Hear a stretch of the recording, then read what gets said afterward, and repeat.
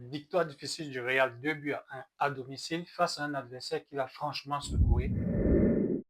Bienvenue à tous, bienvenue pour cette nouvelle vidéo débrief de la rencontre qui a opposé le Real Madrid au Rayo Vallecano, 2 buts à 1 pour les Madrilènes. La victoire était impérative pour pouvoir recoller, sachant que Barça n'a pas joué hier et donc on pouvait revenir à égalité de points. Et aussi, l'Atlético a fait un faux pas aujourd'hui en perdant sur la pelouse de Getafe. Du coup, les Madrilènes recollent à la deuxième place, à égalité de points avec l'OFC Barcelone, qui aura donc, par la même occasion, un match en moins. Bon match au début de la rencontre. Donc, on va commencer directement. Très bon match, mais après, le match, en fait, ça a commencé à ressembler petit à petit à un match piège. Sincèrement, je ne sais pas si les gars d'Ancelotti avaient la tête pour le match en Ligue des Champions la semaine prochaine face à l'Atlético. Pour ceux qui ont vu le match de l'Atlético, par exemple, on a vu que Simeone également, le mec, il a fait sortir ses joueurs au fur et à mesure parce qu'il se prépare déjà pour le match en question.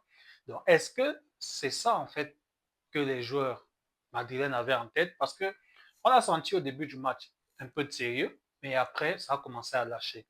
Une passivité, en fait, s'est installée et c'était pas trop ça. Franchement, ce n'était pas qu'il y avait un joueur qui était mauvais en tant que tel. Non, il n'était pas question de ça. Pas du tout. Mais dans l'ensemble, en fait, le collectif, il y avait quelque chose qui manquait. Et ça a donné, en fait, ce sursaut d'orgueil, cet espoir, en fait, aux gars de Vallecano, afin d'espérer. Clairement, à chaque action, les gars étaient dangereux. Il y avait la possibilité de claquer un but, mais malheureusement, rien ne suivait derrière. Pourquoi? Je ne sais pas. Je ne sais pas. Je ne sais pas si Ancelotti a suffisamment préparé ses gars pour la rencontre en question parce que tous les matchs sont importants actuellement. Tous les matchs. Tous les matchs. Liga, Coupe du Roi, Champions League. Tu es dans un grand club, tu dois chasser tous les trois. À la limite, les dernières saisons, la seule chose qu'il n'y avait pas encore, qu'il n'y avait plus à cette période, c'était la Coupe du Roi. Mais actuellement, c'est toujours là. Donc, et en plus de cela, en championnat, le mois de février, le début d'année était catastrophique en fait. Chose importante à préciser, cette période de l'année, en fait, c'est la période où les gars sont souvent bloqués à fond. Madrid ne paye pas, il ne lâche pas les points durant cette période de l'année. En Champions League, surtout en championnat. Mais là, on a vu cette année un relâchement total. On perd la première place bêtement dans des rencontres qu'on ne doit pas perdre. Et puis voilà. Oui, on va dire l'arbitrage et tout le reste, on s'en fout de tout cela en fait. La réalité est qu'aujourd'hui, nous sommes deuxième à égalité de points avec le premier qui a un match en moins en jeu. C'est ça la réalité. Il y a encore un classique au retour à jouer et tout le reste. Bon, voilà en tout cas. Le plus important aujourd'hui, c'était les 3 points. Et les gars ont quand même tenu difficilement. Et voilà. Bon, j'espère qu'il n'y a pas eu de blessure. Ainsi, on pourra attaquer le match de la Ligue des Champions de la meilleure des façons. C'est la chose la plus importante maintenant.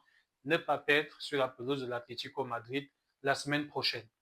Pour parler des joueurs, très bon match de Vinicius. On a retrouvé un très bon Vinicius. Il enjambe dans les provocations et il était en réussite aussi. Malheureusement, à part son but, le dernier geste a péché. Et chose importante, aujourd'hui, j'ai trouvé que Vinicius et Mbappé, chacun, ils ont essayé d'être trop individualistes en fait. Trop individualistes. Maintenant, oui, Vinicius, par moment, quand il débordait, il essayait de faire une passe en retrait, c'est vrai, comme d'habitude, mais c'est pas trop ça. Par moment, il peut lâcher rapidement, il ne le fait pas. Mbappé également, il y a des actions où il peut se retrouver, il peut donner la passe par exemple, mais il ne le fait pas parce qu'il voulait claquer son doublé à tout prix. Et puis voilà. J'ai eu l'impression que l'attaque aujourd'hui, ça n'a pas trop donné. Et en plus de cela, surtout les deux en question, Mbappé puis Vinicius, offensivement, en fait, au niveau de la surface adverse, j'ai l'impression qu'il ne jouait pas trop avec Bellingham aujourd'hui. Sincèrement, j'ai cette impression-là. Il y a une action, Mbappé avait la possibilité sur le côté de vite donner à Bellingham, mais il a essayé encore de faire un débordement pour pouvoir peut-être centrer. Oui, c'est vrai, vu qu'il était centré, mais il n'a pas fait. Mais il n'a pas fait, il a pris son temps pour pouvoir le faire. Donc aujourd'hui, l'attaque, ça n'a pas vraiment donné. Rodrigo, c'est vrai, il était bon dans le jeu aussi, mais voilà, la finition aussi, ça n'a pas donné. Heureusement, on arrive à claquer les 2 buts en question. Mbappé va de son but. Vinicius, comme d'habitude, son chef-d'œuvre. Mais après, en fait, on ne voit rien. On se met en danger pour rien. Pour rien. Pour rien du tout. Pour rien. Heureusement, la défense a été solide. On encaisse un but, mais alors, quel but? Heureusement, les gars, ils ont tenu. Bon, Ancelotti, moi, je ne sais pas. Il n'a rien fait d'extraordinaire en termes de changement. Pas du tout. Il n'a rien fait d'extraordinaire. C'est dommage pour moi. Moi, je vais dire quoi? Une rencontre comme celle-ci, même si c'est 2-1, faire entrer le petit Arda Güler. Parce que ça se voit ces derniers temps. Lorsqu'il fait jouer Arda Güler manque de rythme. Il manque de rythme et après, on va être exigeant avec le petit, en fait. Comment?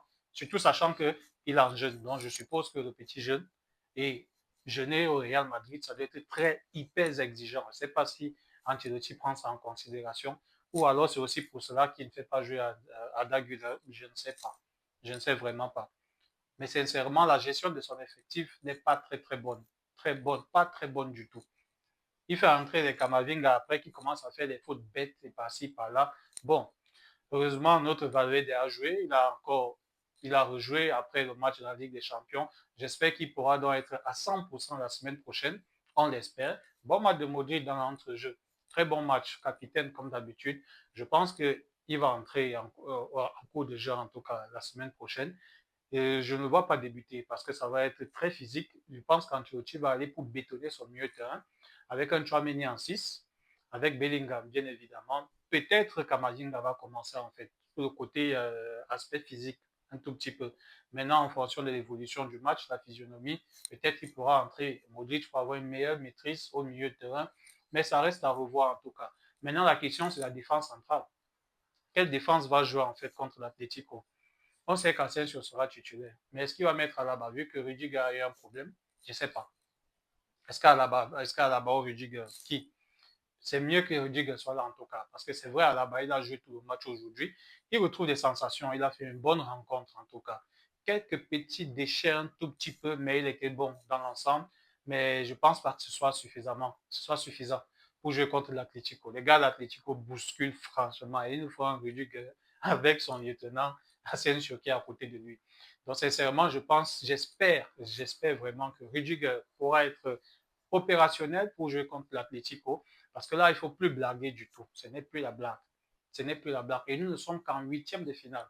Madrid ne sera pas en huitième de finale. Pas du tout. À la limite, s'il faille même sortir, on peut accepter demi-finale. Ancelotti lui-même, c'est dans tout cas. S'ils sont là, sa place, sa tête, sauf s'il nous fait un doublé championnat et puis coupe du Roi par après. Là, maintenant encore, ça reste à revoir. Ça reste à revoir. Maintenant, c'est vrai, en Coupe du Roi, on est bien parti pour la finale. On a gagné 1-0 au match aller. Mais bon, chaque chose en son temps. De toutes les façons, belle opération. Le match, je n'ai pas trop apprécié parce qu'on se met en danger en fin de rencontre. On risque de prendre une égalisation et c'est ainsi qu'on a perdu les points ces dernières journées en championnat. De cette façon-là. Quel est le discours d'Ancelotti pour remobiliser ces gars? Je ne sais pas. Quel est le discours? Comme je le disais, je n'ai pas vu un joueur particulièrement en fait qui est sorti du lot aujourd'hui, du genre négativement, non. Il était bon dans l'ensemble, mais c'est le collectif en fait qui était fragile. Et ça a donné ce regard d'espoir à l'équipe en face. Voilà. Croisons les doigts qu'il n'y ait pas de blessés, en tout cas, et qu'on prépare la Ligue des Champions de la meilleure des façons. Moi, en termes de top pour la rencontre en question, je vais dire Vinicius. On a retrouvé un bon Vinicius qu'on n'a pas vu ces dernières semaines, en fait.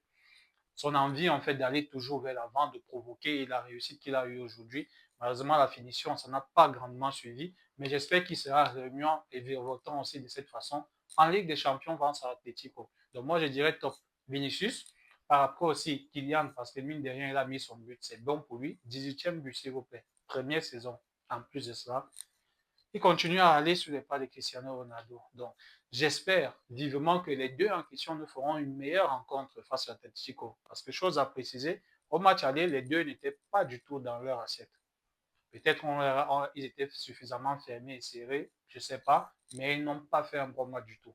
Donc, j'espère que cette fois-ci, on pourra compter sur en plus de Rodrigo. Quand Ancelotti a vite fait sortir aujourd'hui pour qu'il se repose. On aura besoin des trois pour les quarts de finale. En attendant, n'hésitez pas à nous dire en commentaire ce que vous avez apprécié de la rencontre, quelles sont vos craintes, vos top, vos flops. Je me faisais un plaisir, comme d'habitude, d'échanger avec vous. Donc, en attendant, restez connectés et bien de choses à vous.